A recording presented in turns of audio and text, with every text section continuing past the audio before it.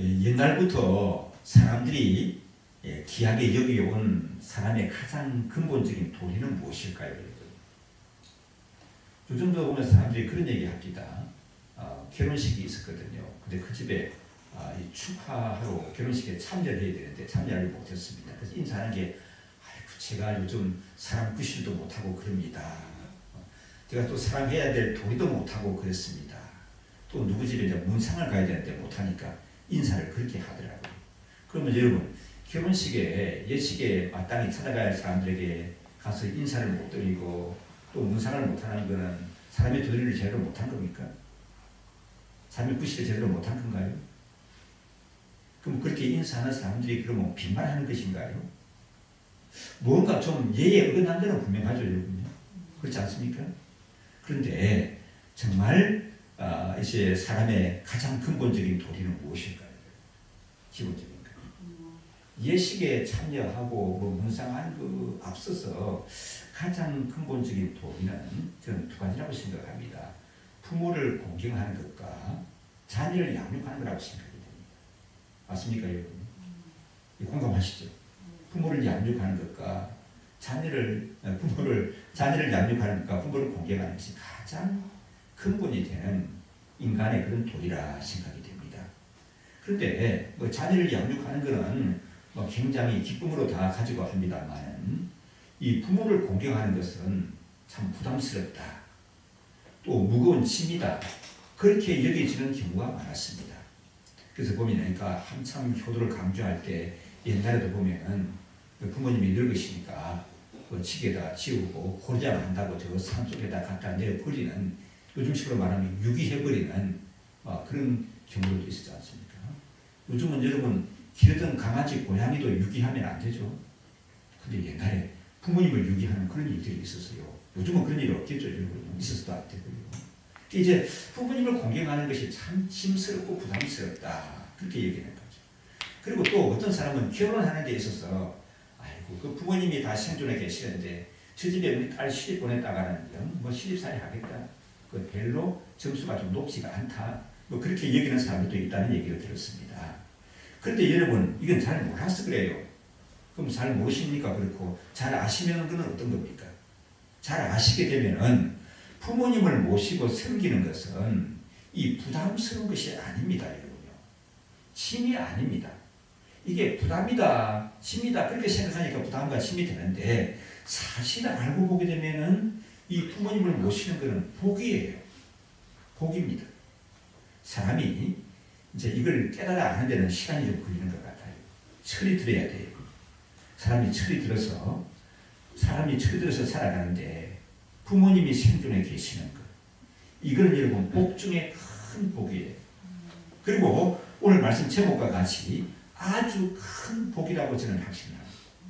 사람이 철이 들었거든요. 철이 다 들었는데 그때도 내가 효도할 수 있는 순종하고 공경할 수 있는 부모님이 곁에서 생존해 계신다고 하는 것은 복 중에 큰 복이고 아주 큰 복이라는 말씀입니다. 여러분 공감이 되십니까? 그럼 사람이 철이 언제 들죠? 사람이 철이 언제 들어요? 어떤 사람은 할아버지 할머니가 되셨는데도 철이 안 들었다고 서로 싸우는 분들이 계세요.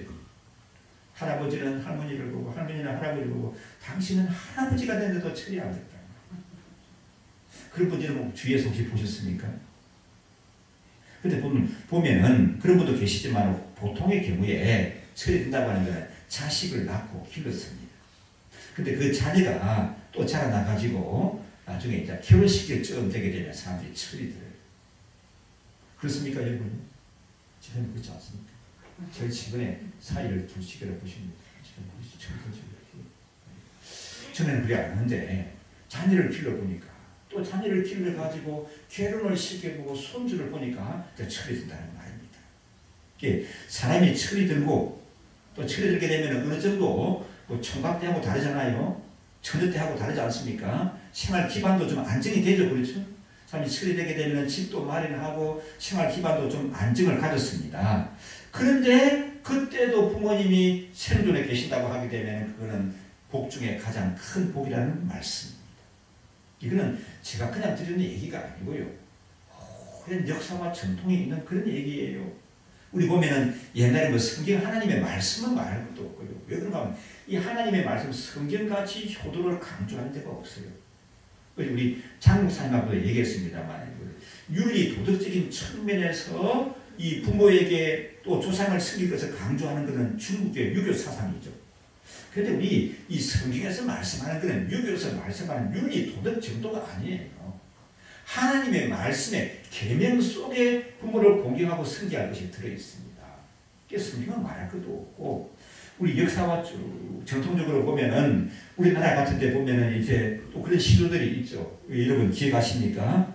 어버이 살아실 때 섬기기를 다하리라. 지나간 뒤면 애달파 의하리. 평생에 고쳐 못할 일은 이뿐인가 한가. 누구의 시도들 여러분? 정철 스님의 시도를 알고 있는데 그렇게 되어 있죠. 또 우리 노계 박일호 스님의 시도에 보니까 뭐 반중 좋은감이 고하도 보이나니 이 고이 부모가 유자 아니라도 품음직하다만 품어가서 나를 반겨줄 일이 없으니 그로 인하여 서러워하노라. 그럽니다. 이게 다 뭘 말하는가 하면은 철이 들었어요. 부모의 사랑이 귀하구나. 아버지 어머니가 참 귀하신 분이구나. 그때다 말고 정신이 들어서 섬겨보려고 하니까 대부분 그런 경우는 누가 안 계시더라? 부모님이 다 시간 떠나고 안 계시더라고 얘기하고 있습니다. 그래서 인간이 살아가는 데 있어서 마음 먹고 못할 일이 없는데 마음 먹어도 바로 잘 되어지지 않는 일. 부모님이 내 마음대로 섬길 수 있을 때까지 이렇게 끝까지 생존해 주시는 것이 아니구나. 그것이 참 한스럽고 아쉽다. 그런 것을 참 안타깝게 읊은 그런 시도들, 그런 노래들이 많이 있죠. 하나님의 말씀인 성경은 이 부모님을 공경하고 섬기는 것이 뭐라고 얘기한다고요? 부담이다? 짐이다? 아니고 무슨 복이라고요? 큰 복이다. 아주 큰 복이다. 그렇게 말씀합니다. 그래서 오늘 말씀에 보면 너는 내 하나님 여호와께서 명령한 대로 내 부모를 공경하라. 그리하면은 내 하나님 여호와가 내게 준 땅에서 내 생명이 길고 복을 누리리라. 이렇게 말씀했습니다. 하나님께서 우리 모세를 통해서 계명을 주셨죠. 근데 그 여러 가지 계명을 주셨는데 그 대표적인 계명이 몇 가지입니까? 10가지가 대표적인 계명이죠. 그 보면은 이 다른 계명들을 비교해 보게 되면 다 계명이 명령형으로 주어졌습니다. 제1계명 뭐 하라는 말입니까? 하지 말라는 말입니까? 내 앞에 다른 신을 두지 말라. 하지 말라. 하라. 이 계명이 다 이렇게 나오죠. 다 계명이 그렇게 되어 있는 거거든요. 그런데 제 5번째 계명은 다른 계명과 좀 달라요. 특징이 있습니다. 어떤 특징이 있는가 하면 물론 5번째 계명도 내용이 뭡니까? 내 아버지와 어머니를 공경하라. 내 아버지와 어머니께 순종하라. 주 안에서 순종하라. 이렇게 명령형으로 주어졌거든요. 그런데 이게 명령형으로 끝나는 것이 아니라 이어서 뭐가 있는가 하면은 그 하나님이 주시는 계명의 말씀에 순종하는 사람에게 따르는 약속이 주어져 있어요. 그 약속이 뭡니까? 축복으로 주어져 있습니다. 그러니까 아버지와 어머니에게 공경하는 사람에게 이 공경하라고자 명령으로 주셨고 그 명령을 따르는 사람에게 주어지는 축복이 무엇인지 약속으로 주셨다는 말씀입니다. 우리 부모님은 지혜가 있어요. 여러분 부모님이 지혜가 있다는 사실을 여러분 공감하십니까? 동의하십니까 여러분? 부모님은 지혜가 있습니다. 여러분 이 사실을 인정하십니까? 부모님은 지혜가 있어요. 별로 인정 안 되세요. 우리 아버지 어머니 보니까 지혜가 있는 분이 아니야. 그렇게 생각되세요. 부모님은 지혜가 있습니다. 부모님은 경륜이 있습니다. 아프리카 어떤 나라에서는요. 노인은 살아있는 뭐라고 그래요? 그런 얘기 못 들어보셨어요? 살아있는 박물관. 연세가 드신 노인들은 살아있는 박물관입니다. 살아있는 박물관이고 살아있는 역사관이라는 말이 있습니다. 이 말이 저는 굉장히 공감이 됩니다. 김 목사님 나이가 들어가는가 보다 이 생각인지 모르겠는데 객관적으로 봐도 그렇습니다. 여러분 이렇게 인생을 살아온 어느 정도 인생을 살게 되지게 되면요. 그 삶에 대한 지혜가 있어요.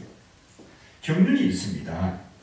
그래서 이 아버지, 어머니가 가지신 인생의 그 경륜과 지혜는 요즘 여러분 집에 뭐 사전들 있습니까? 사전 있어요? 잘 활용하십니까?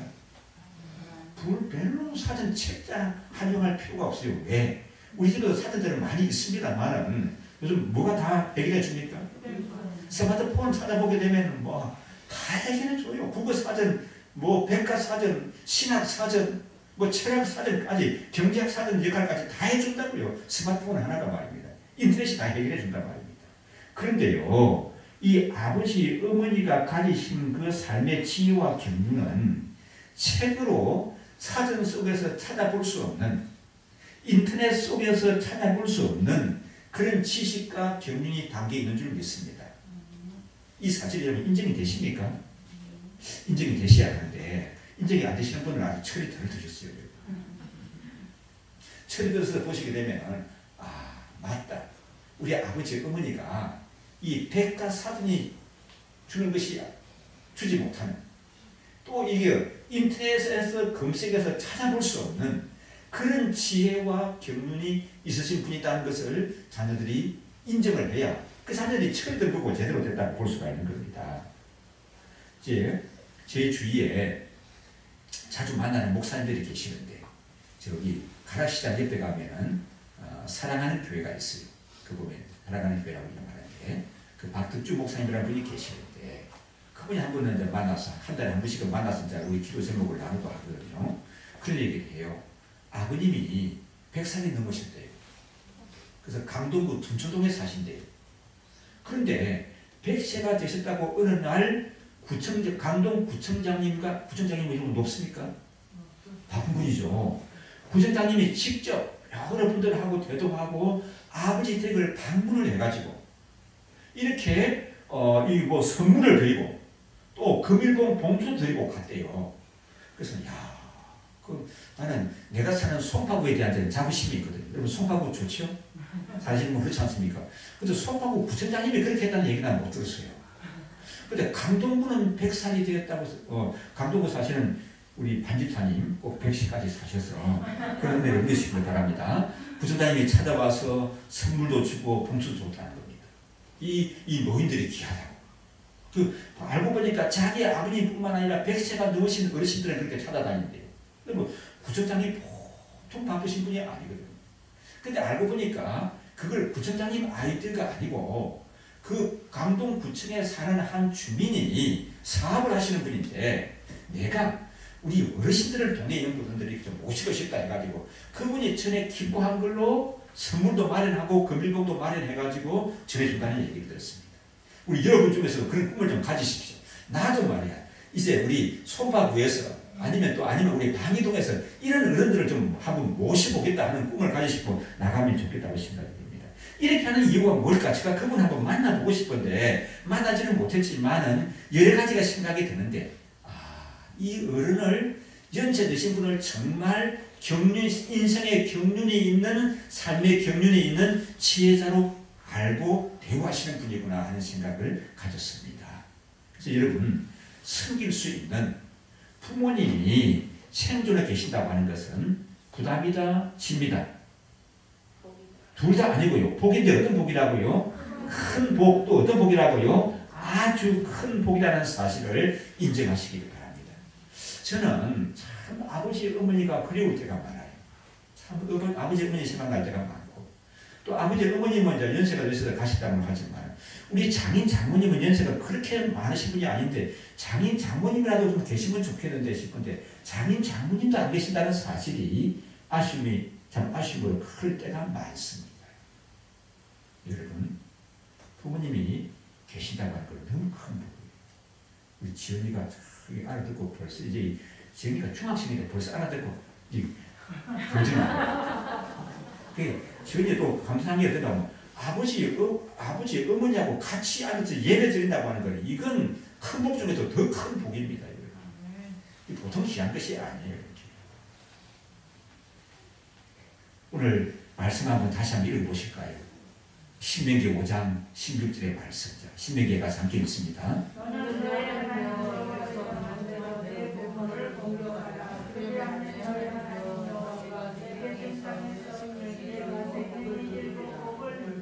예, 너는 내 하나님 여호와께서 명령한 대로 내 부모를 공경하라. 그렇게 명령이 주어졌고요. 또 에베소서 6장 1절과 2절 말씀을 보시면요. 자, 함께 읽으시면요.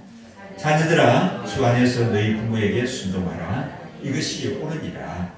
내 아버지와 어머니를 공경하라. 그래서 예, 2절까지 보면 내 공경하라. 거기까지 말씀하셨죠.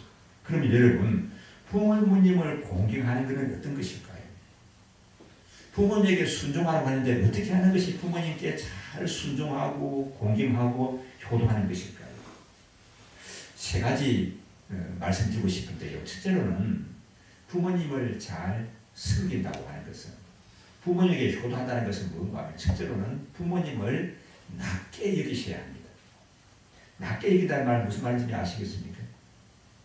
제 발음이 나빠가지고 잘 못 알아듣시겠습니까? 부모님을 나보다 낮게 여기시는 거예요. 이해가 되시나요? 부모님을 나보다 낮게 여기시는 거예요. 어떻게 동의가 되십니까? 아니면 가슴에 찔림이 있습니까? 여러분? 자녀들아, 주 안에서 내 부모에게 순종하라. 그렇게 말씀했습니다. 이거는 부모님에게 순종하되 주 안에서 부모님께 순종하라. 또 내 아버지와 어머니를 공경하라고 말씀하는데, 이 주 안에서 부모에게 순종하고 공경하는 것이 어떤 것인가 하면은 부모님을 존중히 여기고 부모님을 나보다 낮게 여기는 겁니다. 그것이 순종하는 것이고 공경하는 것이에요.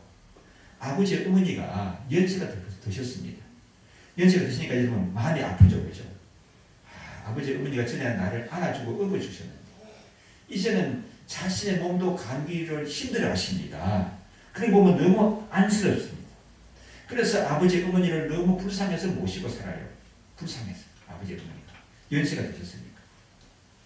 그리고 또 아버지 어머니가 불쌍해서 하시는 말씀도 그냥 들어드립니다. 내가. 그런 정도라고 하게 되면 여러분 효자입니까? 아닙니까? 아버지 어머니를 모시고 살아요. 왜 모시고 살아요? 우리가 불쌍해서요. 아버지 어머니 말씀을 들어요. 왜? 불쌍해서 들어드립니다. 그렇다면은 이건 효자일까요? 아닐까요? 요즘 세상에 이런 사람들이 효자를 쳐줍니다. 왜? 너무 이런 사람들이 없어가지고 희해서 말입니다. 이런 사람이 요즘 세상은 효자라고 인정받을지 모르겠습니다. 남들도 다 효자라고 하고 그 표창장도 준다고 하지 않겠습니까? 그러나 하나님 말씀이 성경하는 효도하고는 이런 것은 좀 거리가 멉니다. 아버지 어머니가 연세가 들어서 불쌍해서 모시고 살고 불쌍해서 돌본다고 하게 되면 이거는 세상에서는 이웃 사람들은 속 모르는 사람들은 참 효자라고 칭찬하고 인정할지 모르지만은 하나님의 말씀인 성경에서 얘기하는 효도는 이다 아니다? 아니라는 말씀입니다. 부모님은 자녀들에게 대가사전이 주지 못하는 AI 기기가 주지 못하는 삶의 지혜를 줍니다. 그래서 이 같은 사실을 깨닫는 것은 쉽지가 않는데 이런 아버지 어머니의 이런 사실을 나보다 낫다는 사실을 정말 백과사전이 주지 못하는 삶의 지식을 가지고 있다는 사실을 깨닫는 데는 굉장히 시간이 걸리거든요. 그럼 어찌해야 됩니까? 그걸 깨달아가지고 행하려고 하게 되면은 부모님이 다 생존에 안 계세요. 이렇게 대부분이. 그럼 어찌해야 됩니까? 가만히 생각해 보니까 우리 하나님의 자녀들은 뭘 하면 되는 거죠? 하나님의 말씀이 그렇게 하라고 얘기하잖아요. 그게 아버지 어머니가 정말 귀하게 여기셨으가 아니라 귀하게 여기지는 것을 스스로 깨닫는 데는 뭐가 걸린다고요? 시간이 걸리니까. 어떤 사람은 죽을 때까지도 안 되는 사람이 있어요. 그러면 효도 못 하잖아요. 그럼 어떻게 되냐면 하나님의 자녀들은 하나님의 말씀인 성경이 말씀해 주잖아요. 아버지 어머니를 공경하라. 순종하라. 이것이 옳은 것이다. 그리고 아버지 어머니는 삶의 세상의 지식과 책이 주지 못하는 인터넷을 주지 못하는 그런 삶의 지식과 경륜을 가지신 분이라는 거죠. 성경이 얘기해 줘요. 그래서 하나님의 말씀이 이렇게 하니까 그 말씀대로 따라하시면 됩니다.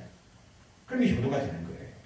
내가 스스로 깨달음을 가지고 그때 비로소 하려고 하게 되면은 뭐 정철이나 노계, 아킬레스 腱 같이 가슴을 치면서 땀을 치면서 탄식할 수밖에 없어요. 내가 이렇게 정성이 되고 판서가 되고 고려들 같은 기아집을 짓고 이렇게 수많은 종들을 거느리고 뭐 수많은 식의 양식을 창고에 쌓아놓고 살아가는데 부모님의 안 계시면 하고 탄식할 수밖에 없는 거예요. 네, 하나님의 말씀이 그렇게 얘기하니까 하나님의 자녀들 그런가 보다 하고 순종하게 되면 효도가 되어지는 줄로 믿습니다. 제가 세 가지 사업을 말씀드릴 것인데 여기에 공통된 분이 누구인지 한번 찾아보십시오.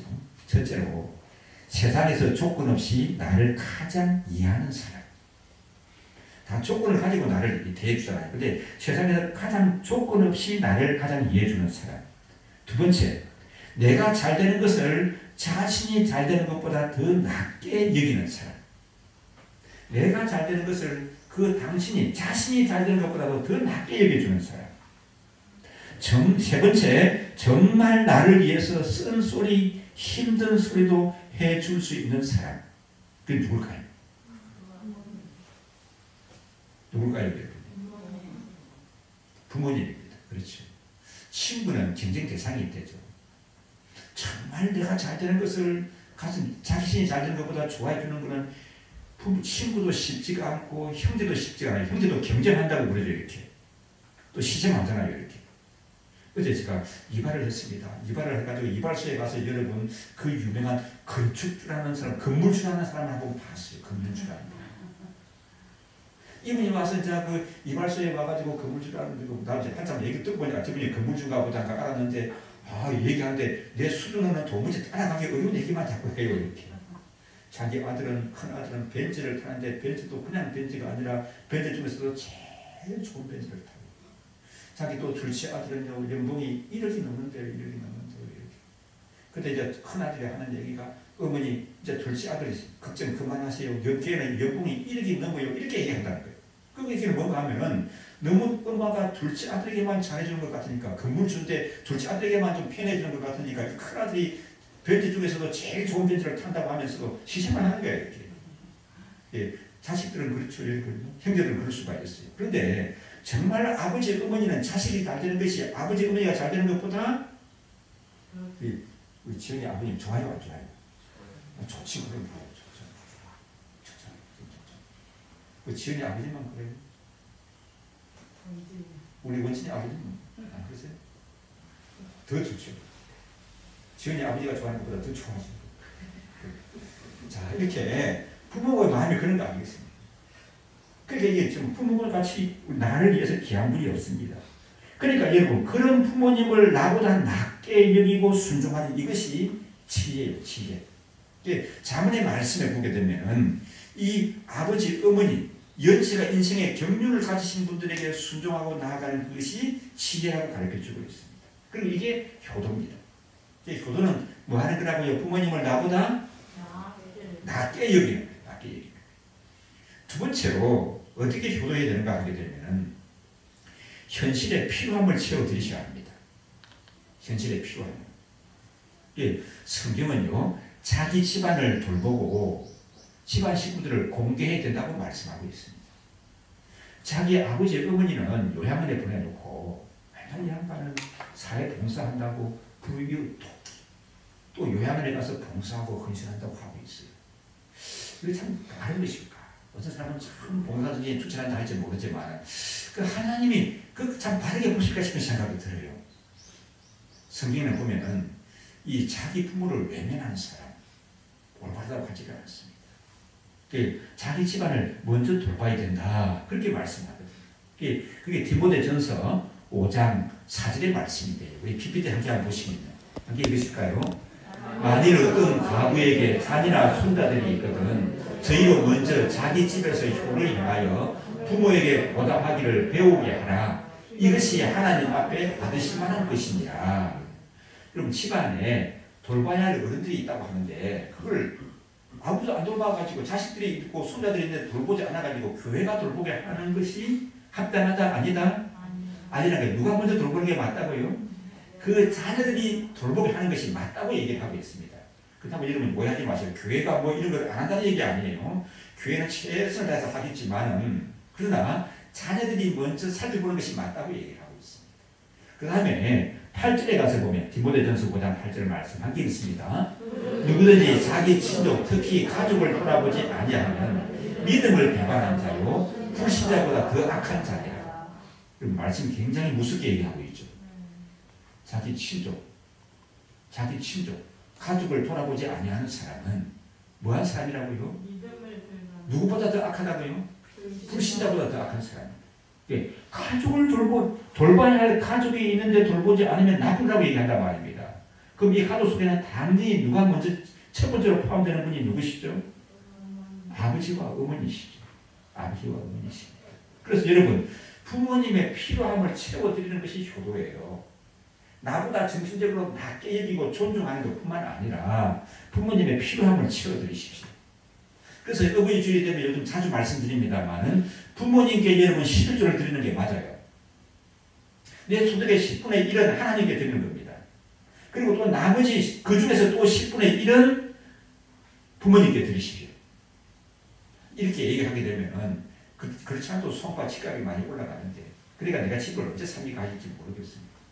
그러나 여러분 이건 부모에게 효도하는 것은 우리 인간의 마땅한 도리고 윤리입니까? 또 하나님의 말씀입니까? 하나님의 말씀이죠. 윤리와 도덕을 넘어서는 마땅한 도리를 넘어서는 하나님의 약속 있는 말씀이지 않습니까? 그래서 이 하나님의 말씀이기 때문에 순종하고 효도하게 되면은 분명히 하나님께서는 내 계산법이 아니라 하나님의 계산법으로 채워주시는 그런 은혜를 경험하시게 될 줄 믿습니다. 아멘이십니까? 여러분 예수 믿는 것이 그런 것이에요. 내 계산법으로 사는 것이 아닙니다. 내 계산법은 내 소득이 10개인데 그 중에서 하나님께 하나 드리고 나면 9개만 남는데 그럼 9개 가지고 사는 사람하고 10개 하나님께 안 드리고 10개 가지고 사는 사람하고 누가 넉넉하게 살겠어요? 10개 가지고 사는 것이 넉넉하다고 생각하는 것이 우리의 계산법이에요. 나는 한 가지가 빠져서 9개 가지고 10개 가진 사람처럼 살려고 하니까 힘들다 생각하는 것이 우리의 계산법이고 생각이에요. 그러나 우리는 우리의 계산법으로 살아갑니까? 여러분요? 그게 아니잖아요. 수없이 깨닫지 않습니까? 내가 뭘 한다고 해서 계획한다고 되는 게 아니잖아요. 하나님의 인도와 섭리하심 속에서 하나님이 복 주시는 그 은혜를 누리는 것이 아름다운 삶이죠. 하나님의 계산법으로 채우시는 역사하심이 있게 될 줄 믿습니다. 하나님의 그래서 역사상 보게 되면은 성경을 봐도 그렇고 하나님의 말씀에 순종하다가 망했어요. 하나님의 말씀에 순종하고 그 말씀대로 살다가 가난해졌어요. 그런 경우가 있습니까? 없습니까? 없어요. 그런 경우가 없습니다. 하나님이 하나님 말씀대로 순종하는 사람을 결코 버려두지 않는다는 말씀입니다. 우리 하나님 나라로 가신 안만수 목사님 잘 아실 겁니다. 우리 교회 여러 차례 오셔서 설교하셨으니까요. 이분은 참 저하고 이제 허물 없이 그냥 지내셨어요. 이렇게. 그래서 농담도 이런 얘기를 하고 허물 없이 얘기들을 나누고 하는 사이였거든요. 자주 선교일 때문에 만나기도 하고 중국도 이렇게 자주 방문하기도 했는데 한 분은 전화를 하다가 야 그거 전화를 하시더라고. 그러면서 야 오늘인데 어떻게 입금이 안 됐다 그러시는 거예요. 그러다가 그런가? 내일인가? 그러시는 거예요. 그러다가 무슨 얘기입니까? 아니까 이 애들한테 11조를 받는다는 거예요. 제가 알기로는 아들이 미국 갔다가 유학 갔다가 와가지고 교수를 하는데 초년생이에요. 애가 둘이죠. 그러니까 참 사는 게 너무 따뜻해요. 근데 그 애한테 소득의 11조를 아버지한테 드리라고 했대 이렇게. 그런데 이제 이게 그렇다고 그걸 갖다가 전화를 합니까? 하니까 아니 그들이 오늘 입금대를 했는데 어제 하는데 안 됐었는데 그랬지 하니까 전화를 하니까 며느리가 오늘이 아니고 내일이 입금 날입니다. 며느리가 그런 얘기 하더라고요. 내가 그걸 또 그런 것도 그렇지만 11조 하는 것도 쉽지가 않는데 그걸 또 안 했다고 전화를 해요? 그랬더니만은 이분이 하는 말씀이 뭐라고 얘기하는가 하면은 걔들이 복 받는 일인데 내가 가르쳐야죠. 걔들이 잘 되고 복 받는 일이라고 했는데 내가 가르쳐야 되지 않습니까? 이분이 우선에 제가 정신하고 그렇게 말씀을 하시더라고요.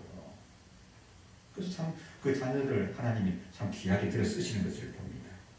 그래서 여러분 부모님을 잘 섬기고 효도하는 건 어떤 거라고요? 첫째로 나보다 낮게 여기시고 그 다음에요 현실의 필요함을 채워드리십시오.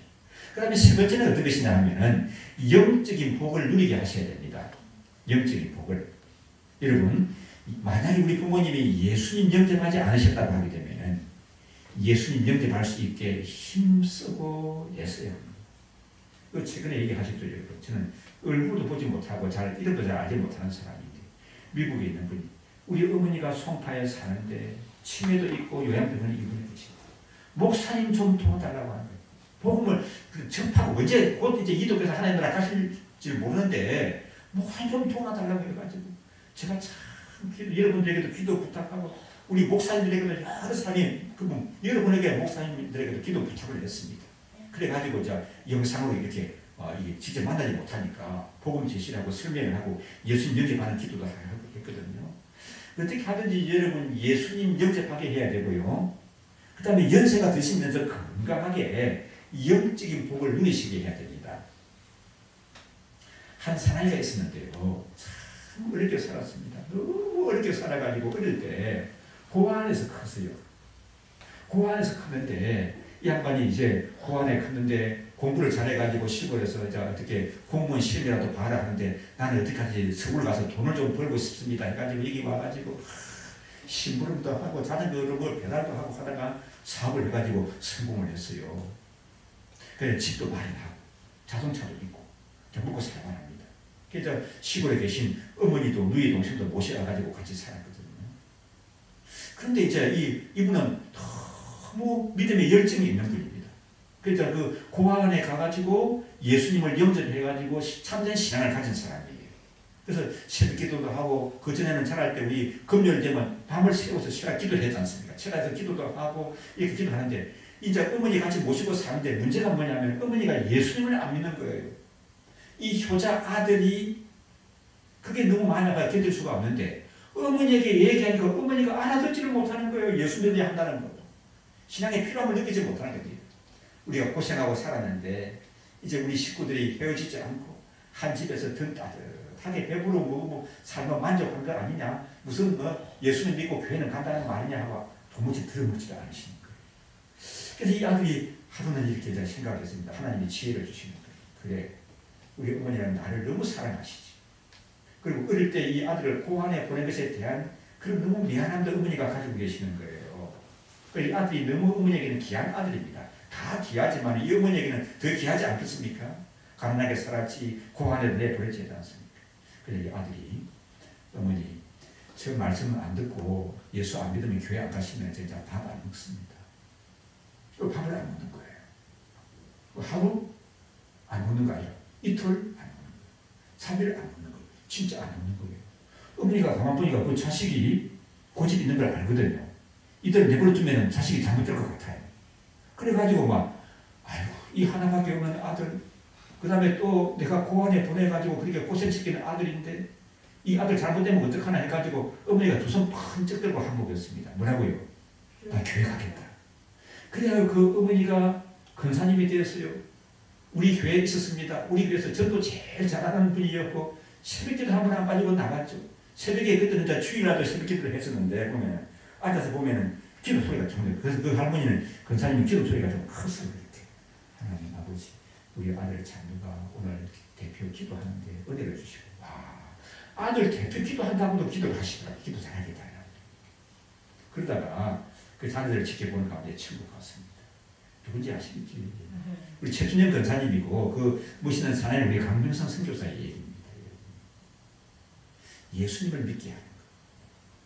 부모님이 예수님을 믿게 하고 영적인 삶을 살게 하는 영적인 은혜를 누리면서 살게 하는 것 참 귀하죠. 그리고 가능한 한 여러분 연세가 드신 부모님과 함께 이 예배를 드린다고 하는 것은 더없이 소중한 것인 줄 압니다. 자, 이런 것이 효도고요. 오늘 말씀에 보게 되면은 이 제5계명은 명령으로만 주어진 것이 아니라 뭐가 따르는 거라고요? 약속이 따르는 거라고 했죠. 약속이. 그 약속을 한번 읽어보실까요? 5장 16절의 말씀. 우리 약속만 한번 읽어보십시다. 뭐라고 했습니까? 내게 준 땅에서 길고 복을 누리리라. 그 다음에 에베소서 6장 1절에서 3절에 보면 약속이 뭡니까? 1절 2절 지나서 3절 보니까 뭐라고 했나요? 잘되고 이 땅에서도 장수하리라. 그런 약속을 했습니다. 그럼 여러분 제가 새 인물, 역사적인 세 인물, 성경에 등장하는 세 인물을 말씀드릴 테니까 여러분 공통점이 뭔지 한번 찾아보십시오. 요셉, 룻, 그 다음에 레갑의 자손들. 공통점이 뭘까요? 제가 힌트 다 드렸잖아요. 뭐였다고요? 복을 받은 사람인데 뭘 해서 복을 받은 사람들이에요? 부모를 잘 섬겨서 공중에서 복을 받은 사람들입니다. 여러분, 이 요셉은 정말 큰 복을 받은 사람이지 않습니까? 그동안 요셉에 대해서 두 주간에 걸쳐서 살펴봤지 않습니까? 하나님의 영이 함께하는 사람 요셉에 살펴봤잖아요. 요셉은 큰 효자입니다. 요셉 같은 효자도 쉽지가 않죠. 요셉이 큰 복을 받고 요셉의 자손들도 복을 받았거든요. 우리 여러분 구약을 보시게 보면은 요셉의 자손이 정말 얼마나 큰 복을 받았는가 하는 것들을 정말 너무 분명히 알 수가 있습니다. 모세가 땅을 이게 지파들을 인도할 때나 여호수아가 땅을 분배할 때, 그 다음에 이스라엘 지파 12지파가 행한 것들을 보게 되면은 정말 요셉은 큰 복을 받은 사람이구나 하는 것을 알 수가 있죠. 근데 이 요셉이 큰 복을 받은 비결이 어디에 있는 겁니까? 효자였습니다. 다른 여러 가지 원인도 있겠지만은 그는 정말 효자였습니다. 그럼 요셉이 어떤 복을 받았는지 보십시다. 창세기 49장 22절의 말씀입니다. 함께 우리 PPT 읽습니다. 요셉은 무성한 가지, 그 생곁에 무성한 가지라. 그 가지가 담을 이루었도다. 예, 나무가 그냥 자라나는데 이게 반드시 이렇게 자라나는 것뿐만 아니라 요셉이라고 하는 나무는 그 가지가 담을 넘어가는 그런 무성하고 번성하는 그런 복을 받았다는 것이죠. 그 다음에 이제 이 49장 창세기 49장 26절의 말씀을 보시면, 자, PPT 함께 읽습니다. 내 아비의 축복이 내 부여조의 축복보다 나아서 영원한 산이 한없음 같이 이 축복이 요셉의 머리로 돌아오며 그 형제 중 뛰어난 자의 정수로 돌아오리로다. 요셉이 이런 복을 누리게 되는 것, 세상에 둘도는 효자였습니다. 그 다음에 이제 또 한 여인, 룻이라고 하는 여인을 보게 되면, 이 룻이라고 하는 여인은 참 불쌍한 사람이죠. 자, 신분이 유대인입니까? 이방인입니까? 이방 사람입니다. 그리고 그때 이 당시에 여자가 아니라, 남자가 아니라 여자였지 않습니까? 여자고 이방 사람. 얼마나 비참한지 몰라요. 그러다가 결혼을 했는데요, 남편이 아기도 낳지 못하고 그냥 남편이 일찍 돌아가셨어요. 참 불쌍하죠. 참 불쌍한 여인. 이방 여인이지. 결혼했는데 남편이 돌아갔지. 얼마나 불쌍한 여인인지 모릅니다. 근데 이 여인의 인생 역전이 일어난 거예요. 보통 인생 역전이 일어난 게 아닙니다.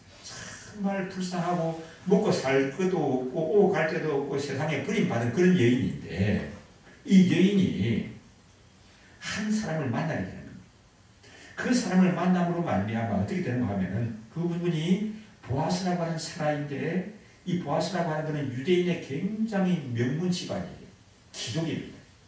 그리고 굉장한 부자입니다.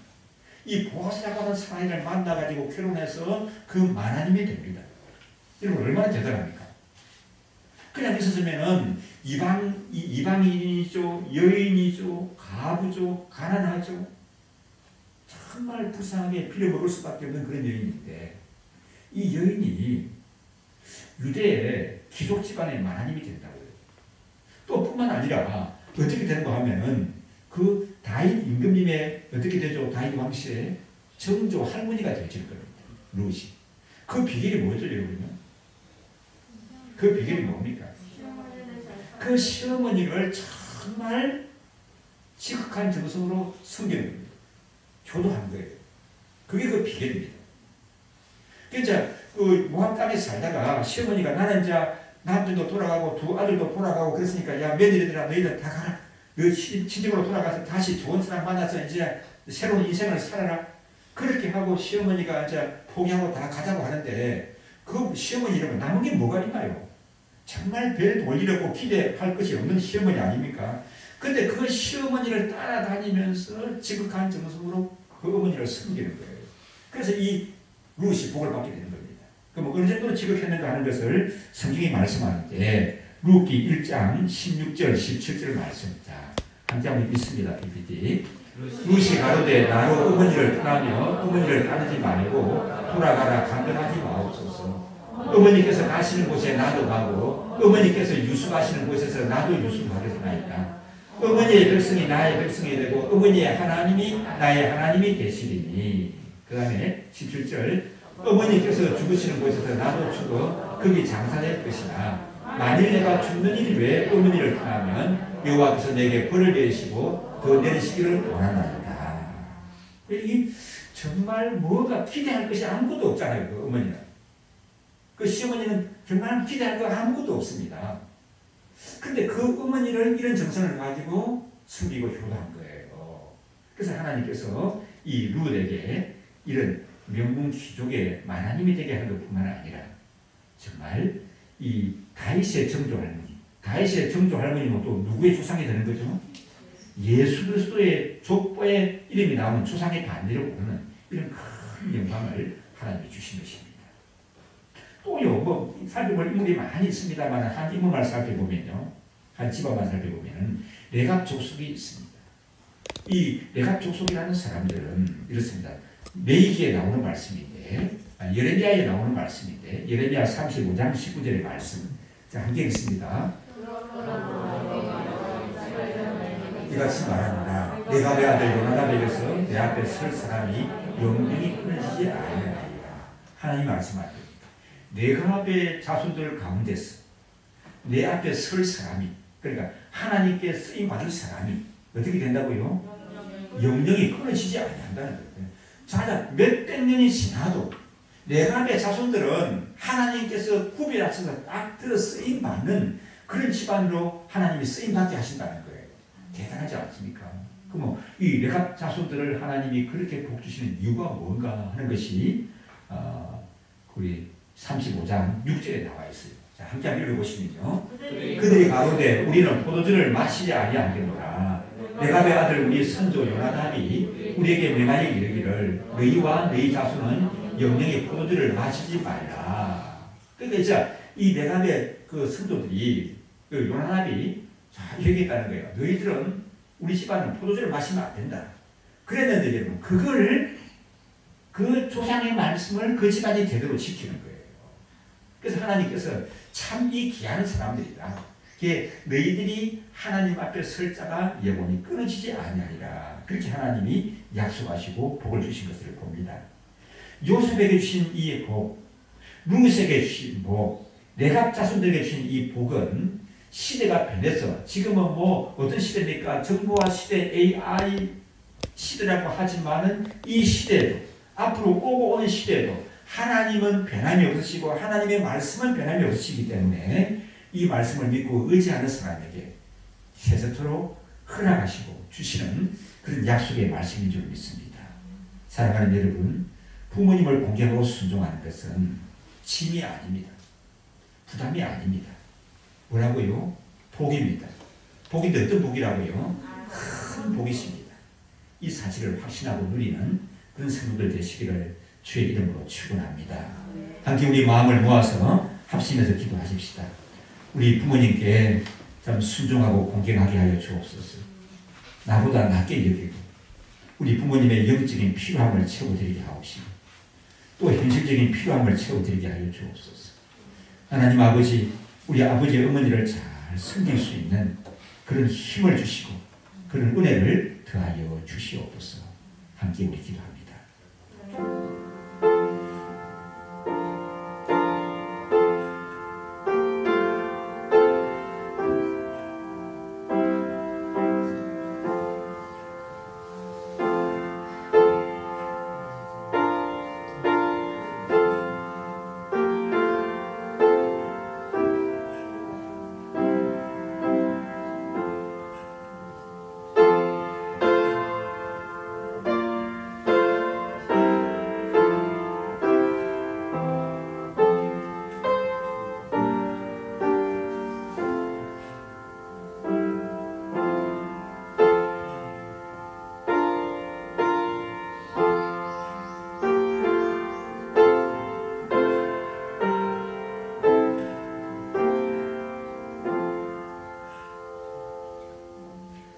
아버지 하나님, 참 말씀 앞에 한없이 부끄러운 그런 심령들입니다.